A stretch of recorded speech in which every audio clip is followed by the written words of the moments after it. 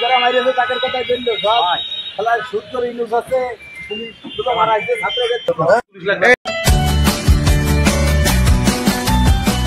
যশোরে আওয়ামী লীগের ৩ নেতাকর্মী আটক। আপনারা দেখছেন সমাজের চিত্র টিভি সংবাদ। যশোর প্রতিনিধির পাঠানো ভিডিও তথ্যচিত্রে দেখুন বিস্তারিত।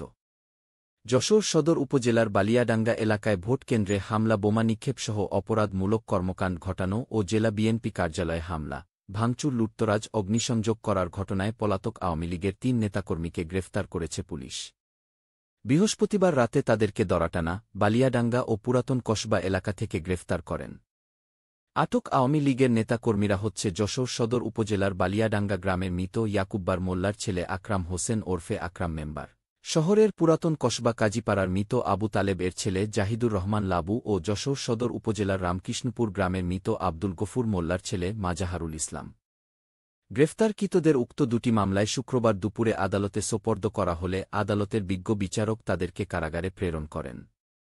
কোতোয়ালি থানার এসআই মেহেদী হাসান জানান, মাজাহারুল ইসলামকে বৃহস্পতিবার দিবাগত গভীর রাতে শহরের পুরাতন কসবা এলাকা থেকে গ্রেফতার করে।